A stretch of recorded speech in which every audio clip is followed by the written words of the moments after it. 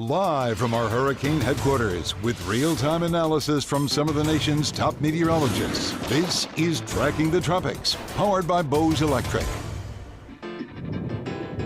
Welcome to this mid to late October edition of Tracking the Tropics. We have a little bit more to talk about than we'd like to talk about this time of the year. We've got Hurricane Tammy out there, and then that Hurricane Otis over in the Pacific that just unfortunately impacted Acapulco. That rapid intensification, it was terrible. I'm meteorologist Rebecca Berry. Thank you for joining us so much. We do have a guest meteorologist. I want to go ahead and bring him right in. He's from Dothan. It's Chief Meteorologist Matthew Wine. Easy to remember your last name because wine is my favorite. Yes, ma'am. Hey, everybody loves it. Thank you so much for joining us. And I know that you've probably been watching Otis just like I have. What a study in rapid intensification. Absolutely. I was just doing a little bit of quick research on Twitter from other meteorologists and what they had to say about it. And it's, somebody basically they quoted as rare. It's in rare air right now, and that there are only 7 other storms that have had this type of rapid intensification of 95 knots in that short time. Only one in the Atlantic would be Wilma, but most of them were in the Western Pacific or Southern Indian Ocean. So pretty insane. I mean, honestly, this wasn't even on my radar. I didn't check what the National Hurricane Center had for those over in the Eastern Pacific this weekend, and this thing just exploded here. And unfortunately, the people of Mexico had almost no warning, which is pretty rare for hurricanes, especially in the Gulf here. We track those hurricanes coming for days away. We're watching them. This went from a weak tropical storm to a Category 5 hurricane in 24 hours. So people got up expecting it to be kind of a nasty day, just a little windy and a little rainy, and then unfortunately dealt with a Category 5 hurricane, which they have never dealt with. The most they've seen is a Category 2 hurricane in that area. Yeah, so I couldn't dream of it. I mean, I feel bad for the people that are over there for sure. There's not much else that you can say about it, unfortunately. We do have a little bit of video. When the sun rose this morning, it was still pretty stormy in Acapulco, so unfortunately we won't really know the true extent of the damage, but this is video from David Hall, and you can see those palm trees just getting whipped by the wind. Absolutely terrible looking situation. Yeah, so again, I mean, you just, like you said, unimaginable with someone going to bed. I mean, we would never be able to imagine that here along the Gulf Coast, that we're going to bed.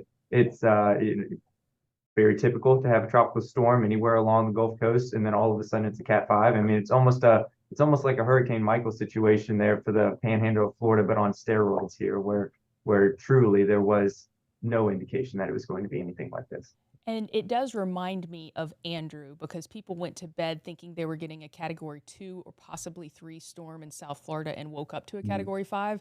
And so that's when we see the most damage, when people didn't have time to react, when they didn't have time to prepare. And so unfortunately for Acapulco, when all of this settles down, we probably are going to be looking at a death toll here. So it's very serious and very sad, but it is emphasizing the importance of earlier warnings and also how we study rapid intensification.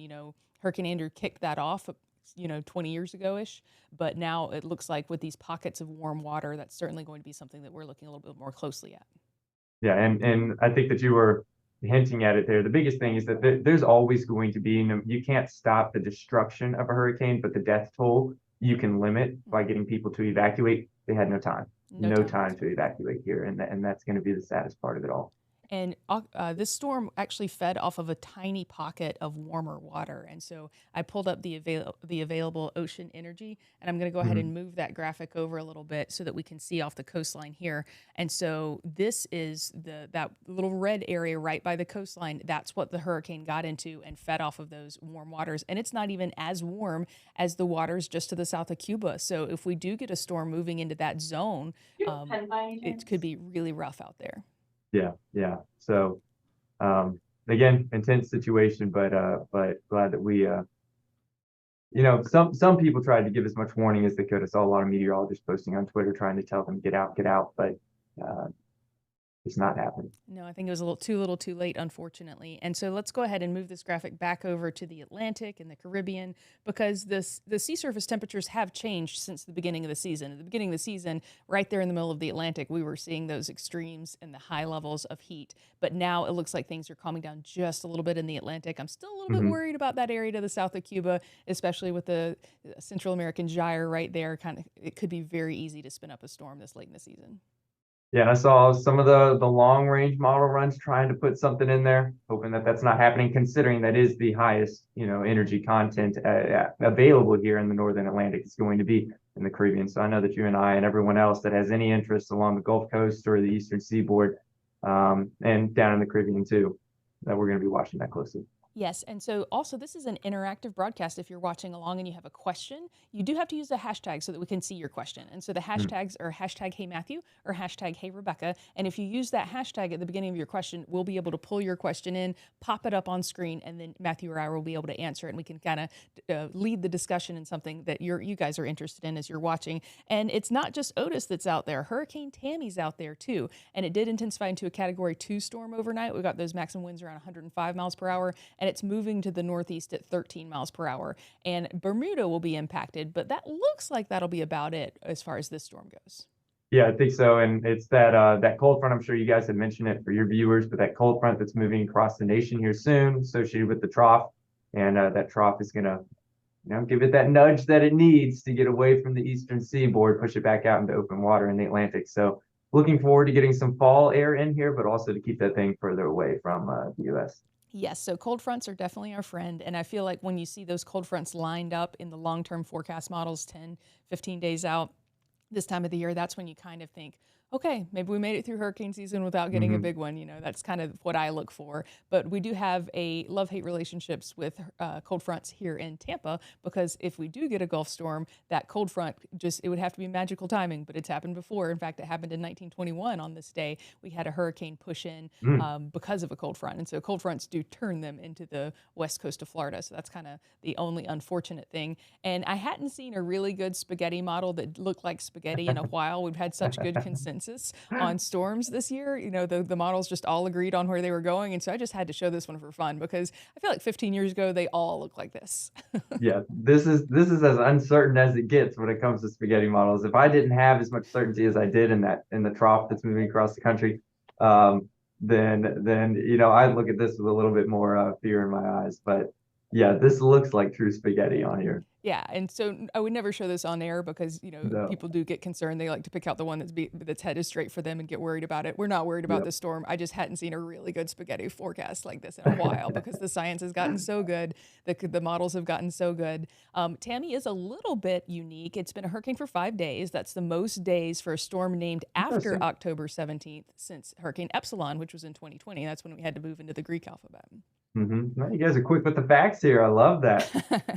Well, I had a little extra time on my dinner break last night. Yeah. Perusing Twitter is always fun as a meteorologist. You can pick up some good stuff. Mhm. But we were just talking about that 1921 Tampa hurricane. It hit Tarpon Springs. And so normally this time of the year, if we don't have a cold front, they track north and kind of head towards the Panhandle or even your way in Alabama. But if we have a cold front, it causes them to turn just like that. And so it was on this day in 1921, this hurricane made landfall in Tarpon Springs. It was unfortunately the perfect storm for the Tampa Bay area because we were on the dirty side of it. It drove all of the storm surge into the bay, and we know how bays can funnel the water and the storm surge to even higher levels. And I know your coastline has a little bit of an issue with that as well. Yeah, absolutely. I'm on the eastern side, fortunately. Dothan area, not seriously impacted by hurricanes. The only one that we've had even, remotely damaging around here would have been Michael, as that passed on through the tri-state area. But absolutely, I mean, low-lying locations along the coast, heavily impacted on the eastern side, usually, or the right front quadrant, if you're depending on the movement of the storm. And this bay, I mean, would have been put perfectly there in that right front quadrant in 1921. So fingers crossed that the cold fronts are friendlier to us than it was in Yeah. 1921. We call it the turn zone this time of the year. And so it does have to be perfectly timed. But these are all of the hurricanes in October that were within 300 miles of Tampa since 1950. And so if the cold fronts are in that position and a storm approaches the turn zone, that's when Florida is in trouble. If there's no cold front, that's when the northern Gulf Coast is in trouble. And so that's one of the factors that we look for when we're starting to forecast where a hurricane might end up. Luckily, we don't have anything like that to talk about out there today, and we're very excited about that. It has been a busy season, though, and so we are up to Tammy at this point. And so we only have Vince and Whitney left on this list, and if we do get more storms, we will have to move to that supplemental list that they created a couple of years ago after that 2020 season when we went into the Greek alphabet, because the big question was you can't retire a Greek alphabet name, but you can, Right. of course, replace other names. They do tend to retire names that are of storms that are particularly deadly or particularly damaging. They meet over the summer and choose which names will be retired and how to replace them. And so this is the list that we're looking at. Do you think we're going to end up in our supplemental list? Man, I mean, this season is overperformed at the beginning of the year. Everybody was talking about a very average, maybe even below average, 12 to 17 named storms is what NOAA was giving us. And average season is 14, and we're already on the upper echelon. What is this, 19 with Tammy? Yep. So we've exceeded what originally was thought because of the El Nino. And we thought that that wind shear was going to be a little bit more oppressive to the storms and prevent them from originally forming. Well, then that El Nino impact was shifted a little bit later in the season. That shear really wasn't quite happening. And then, of course, what else was introduced? Highest sea surface temperatures that they've had in decades. And so, you know, you put those two things together, you're increasing the component on one end that increases the ability for storms to form. And then you decrease the component that oppresses storms. And now those two variables combined, of course, gave us the above average season here. And that's been the conversation on Tracking the Tropics all season long, was who was going to win out, the shear or the sea surface temperatures. And one of the theories that we talked about early on, and that kind of has played out, is that the storms would be forming a little bit further north in the Atlantic, away from the shear, and that would create an abnormal amount of fish storms. And that is pretty much what we've seen happen.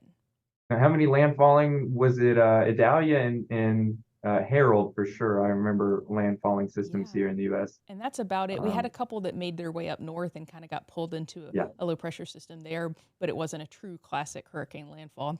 We are starting to get some questions, so I'm going to go ahead and pull those in. And so if you do have a question, you have to use a hashtag. You can say hashtag Hey Rebecca or hashtag Hey Matthew, and that allows us to see your comment and pull it in. This one's hashtag Hey Rebecca. Will Otis help any of the drought conditions in the Southwest U.S.? And that's an interesting one, because we do always look at some of the other issues that you may see. And so I'll go ahead and pull up the satellite here so that we can see what's left of Otis, because it is going to be a rainmaker for Mexico, but I don't think that it's going to be quite enough. You can see Otis right there starting to fall apart, and it is going to continue to make its way over the land there. I do have to put it in play real quick so that I can manipulate the maps there for you. Not much moisture in the Southwest right now, of course. They're seeing those really dry conditions, and we're we are experiencing a drought as well. But when we're watching this satellite, you can see that it does look like it'll bring a little bit of moisture to the Southwest, and Texas is getting an anemic amount of rain at this point. Not really going to help them pull out of the drought completely, but it is going to help a little bit. Anytime you introduce moisture into a drought environment, it helps a bit, but I don't think it's going to be the end all be all.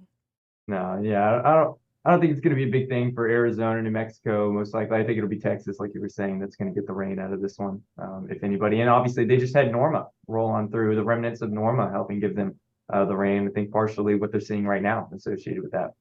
And I'm going to let you field this one, Matthew.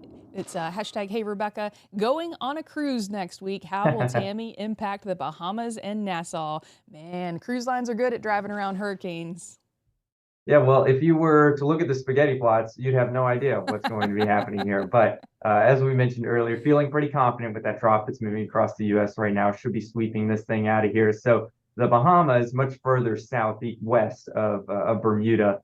I think that you guys are going to be good for those that are going on a cruise down there to Nassau. Oh, I'm jealous. That sounds really good right now. Absolutely. You know, I was just looking at maybe taking one for my birthday next year with a friend, but may not happen. We'll see. There's a reason that cruises are cheapest in September. As a meteorologist, Absolutely. don't do it. Yep. All right. This is a good question, because we were about to get to this anyway. Hashtag Hey Rebecca, what's it looking like for November, quote unquote, our last month? And we were just talking about if we thought we might make it through the season without getting through the names, that list of names, but there's only 2 left. And so this is our tropical formation zones for this month, which is October. And that's where we see the kind of closer to land formations. But as we move into November, it changes up just a little bit. And so this is what worries me, is the typical tropical formation zones are right over the highest ocean energy right now, the highest sea surface temperatures right there to the south of Cuba.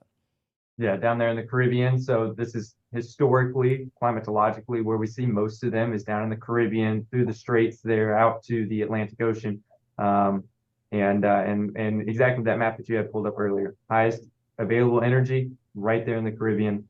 So it will be interesting. Now I can't. I'm not a total expert here on the climatological, but is that an indication of systems that start an area of low pressure that starts in the Eastern Pacific and moves into the Caribbean with that movement there? Yes, so the Okay. gyre is unfortunately this time of the year, it makes it easiest for it to cross over from the Pacific. So if we did have a really active Pacific season, which is possible, especially with El Nino and the warmer sea surface temperatures in the Pacific, with the general flow and the way that the gyre tends to push all of that energy to the north and east, it could absolutely be a crossover storm. This is the best time of year to climatologically get there to have that occur. Very interesting. Very interesting.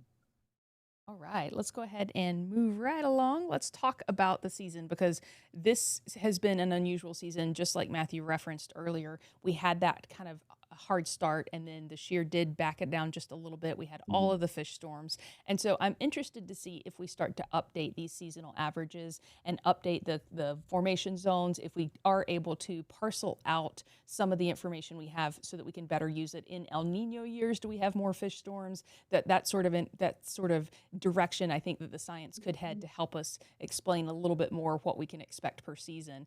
We are on the back half of the season, but we still have a long way to go, unfortunately. Man, glad to be on the back half. Of course, you never say never sort of thing that, oh, well, we couldn't see another one. It's just climatologically, it's a great resource, no doubt about it. But it is, you would be asinine to just rely totally on climatological norms and just kind of forget that there is still the rest of the season to go, the above average sea surface temperatures, all the energy down there in the Caribbean. So no fear mongering here. No. Just not letting up my guard just yet. Absolutely. And we're going to put a last call for questions out there. Use the hashtag #HeyMatthew or hashtag #HeyRebecca so that we can answer your questions and pull them in. And so I'm going to give the floor to Matthew. What do you think about this season? What do you think we've learned from it? What are your thoughts on, moving forward and how you might look at things differently based on how weird it's been this season? Absolutely. So I remember taking our teleconnections class in college where we take El Nino, La Nina, all the different large atmospheric phenomena, put them together and say, based on what we know from years past, when this phenomena is in this phase and this one's in this phase and this one's in this phase, this is the typical season that we're going to get. And I think that is a fantastic tool, but we can never rely on it perfectly, as I was just hinting at earlier. And it's not going to really determine the actual outcome of the season because sometimes variables change. Just like the shear impacts from the El Nino really weren't quite there for the whole season. Just like our sea surface temperatures absolutely exploded.